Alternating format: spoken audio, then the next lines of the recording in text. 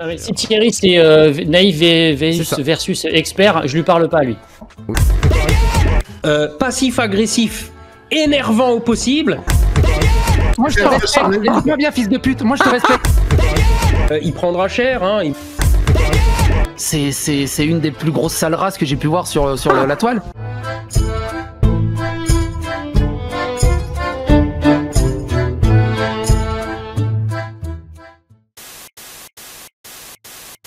Bonjour à tous, alors aujourd'hui là une petite vidéo un petit peu pour réagir par rapport à cette espèce de bad buzz sur Twitter sur la France Insoumise et sur cette affiche avec la tête de Cyril Hanouna, tout ça en disant manifestation contre l'extrême droite, ses idées et ses relais.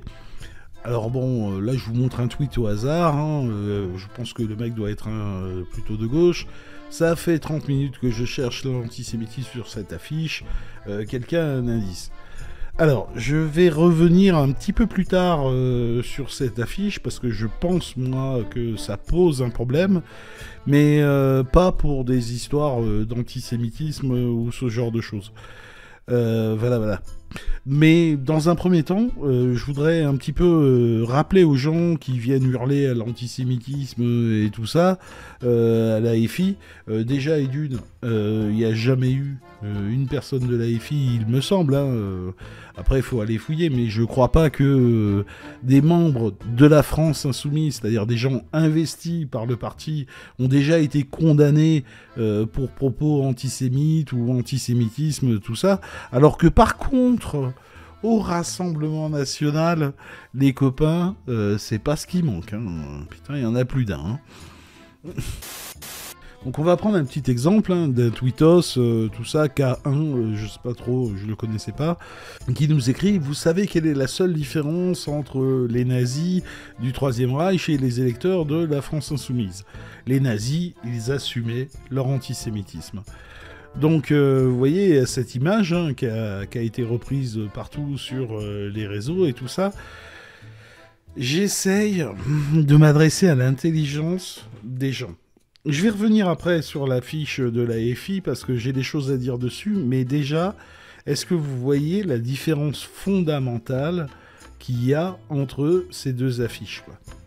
Pas une seule fois le mot juif, sioniste, Israël, Palestine, ce que vous voulez, n'est employé dans l'affiche de la FI. Ça parle d'extrême droite.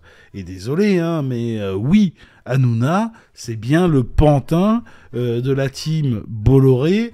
Voilà, c'est de l'extrême droite, c'est classifié comme tel. Vous pouvez aller dire, même le Conseil constitutionnel l'a dit, donc vous pouvez aller raconter tout ce que vous voulez.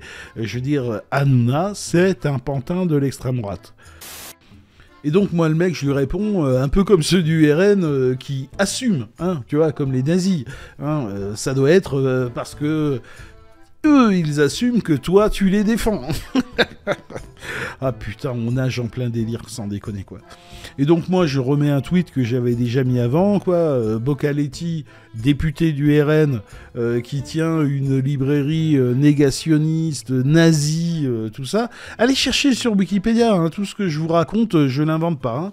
Hein. Vous avez aussi Chatillon, Lousteau, tout ça, des conseillers proches et des amis d'enfance. Hein. Je crois que Chatillon, c'est le conseiller en communication de Marine Le Pen. Chatillon, c'est aussi le patron du micro-parti Jeanne qui finançait le Rassemblement National. Hein. Quand vous voulez savoir ce qu'il y a derrière la vitrine politique, suivre l'argent. Toujours suivre le pognon, le pognon, le pognon. D'accord. On a aussi, comment il s'appelait, Philippe Ardon, hein, qui chantait la gloire du Zikondé, je sais pas trop quoi, chanteur néo-nazi, tout ça à une époque, avec des écrits, enfin c'est hallucinant. Et juste, moi ce que j'aimerais un petit peu faire comprendre aux gens, c'est que je pense que oui, il y a des gens qui ont un fond antisémite à gauche, d'accord. Je pense même qu'il y a des gens qui sont islamophobes à gauche, mais par contre, c'est sans commune mesure avec ce que vous retrouvez à l'extrême droite. Il faut faire une différence entre l'antisémitisme, l'islamophobie, le racisme à gauche et l'antisémitisme de droite. D'accord ? C'est-à-dire que à l'extrême droite, c'est structuré autour de ça. C'est pas le moment de faire des blagues antisèmes à 2 balles. On a une chance historique de prendre ce boulet et de le coller au cul et à la jambe de l'extrême gauche. Faut vraiment être con. Faut dire, vous êtes antisémite, soyez antisémite dans votre tête. Peut-être que Meir Habib, dans sa tête, il est anti-goy. Il se dit, putain, fait chier de devoir faire passer le Rassemblement national, ça m'énerve, fait chier et tout. Et peut-être qu'il se dit que dans 15 ou 20 ans, quand le problème de l'extrême gauche et des musulmans sera réglé, il sera à nouveau contre nous. Mais on verra dans 20 ans. Mais je dis aux antisémites de droite, cachez-vous. Je vous dis pas cachez-vous, bouh, cachez-vous, on va vous envoyer en tôle. Juste, fermez-la. Enfin, fermez-la. Faites vos soirées de faf où vous rediscutez de 39-45 dans le secret de vos chambres et ne nous cassez pas les couilles, quoi.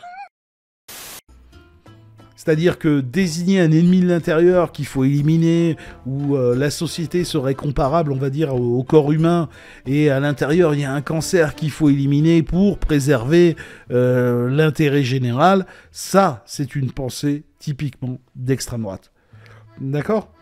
Et si l'antisémitisme, c'est quelque chose, c'est un combat qui vous est cher, bah déjà, allez voir les vidéos du camarade Martin Eden, tout ça, qui est, je pense, un des seuls gauchistes vraiment à en parler, et je fais de la pub pour sa chaîne, parce que je pense que son travail est assez intéressant, voilà. Et ensuite, si c'est vraiment ça qui vous exècre l'antisémitisme, appliquez le même niveau d'exigence que vous avez sur la gauche, à l'extrême droite et à la droite, hein. Vous voulez un exemple, entre guillemets, de ce double standard, quoi, Arnaud Klarsfeld, quoi, qui tout de suite va hurler à l'antisémitisme à cause de cette affiche, hein, mais qui, par contre, trouve que Elon Musk, qui soutient l'AfD, hein, parti nazi allemand, Alice, Alles für Deutschland, pour ceux qui ont la ref, quoi, qui fait des saluts nazis devant tout le monde.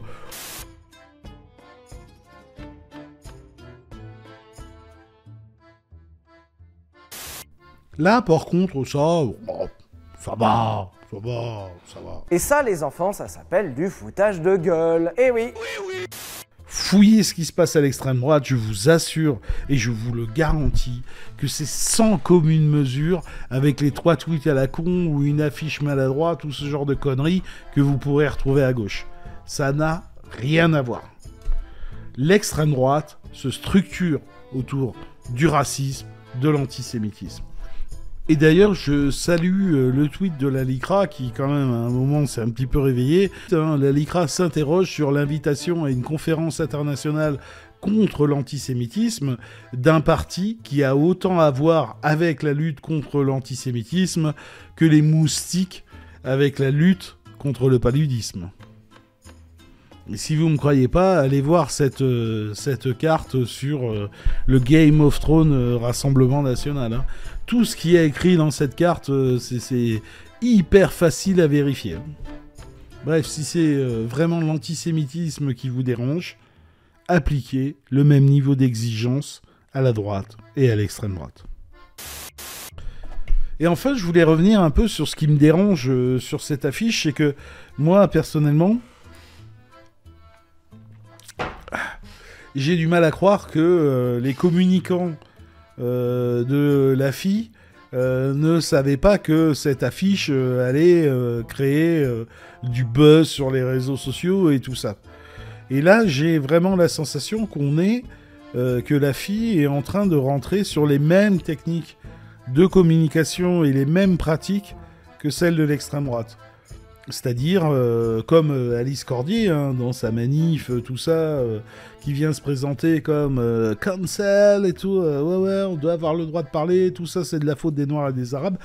Juste un truc, d'ailleurs, petite parenthèse pour Alice Cordier. Alice Cordier et le collectif Némésis, ce ne sont pas des féministes. Alice Cordier, tout ça, je dis ça pour yeux clos parce que j'ai vu son live l'autre jour. Alice Cordier, c'est un groupuscule Némésis, c'est un groupuscule d'extrême droite féminin. Mais ce n'est pas un groupe féministe. D'ailleurs, tous les organisateurs de la manif et toutes les associations féministes ne veulent pas de ces gens-là. D'accord ? Bon, bref, je reviens à ça. Et on se retrouve, en fait, où la fille commence à agir et à communiquer comme l'extrême droite, c'est-à-dire qu'elle s'adresse aux émotions des gens et plus à leur intelligence. Et moi, je pense que cette technique de communication, c'est dangereux. Après, je me trompe peut-être. Si ça se trouve, c'est ce qu'il faut faire, compte tenu de l'évolution des moyens de télécommunication. C'est d'ailleurs un peu ce que j'expliquais dans ma dernière vidéo, Titi à moto. Il faut comprendre un truc, c'est que si la gauche accepte de jouer sur le terrain choisi par l'extrême droite, elle perdra. Il faut ramener le débat sur les vraies valeurs de gauche, salaire, retraite, santé, éducation, écologie et anti-racisme. Donc voilà, interrogez-vous, pourquoi est-ce que tous les faiseurs d'opinion sont possédés par des gens qui n'appartiennent pas à votre classe sociale et dont les intérêts sont aux opposés des vôtres. Et juste enfin pour finir, une petite parenthèse à tous les gens qui sont là à gueuler en permanence sur la liberté d'expression, que aujourd'hui on peut plus rien dire, on n'a plus le droit d'avoir des propos transphobes, homophobes, racistes, et patati et patata.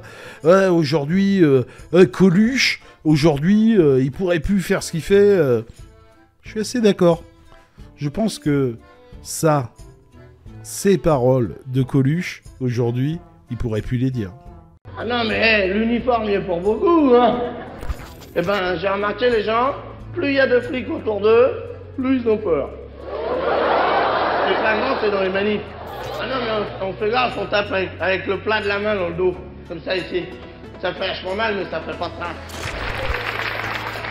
Non, déconnez pas, on va se faire piquer. Déconnez pas parce que les mecs quand ils ont des traces après ils peuvent porter plainte, hein.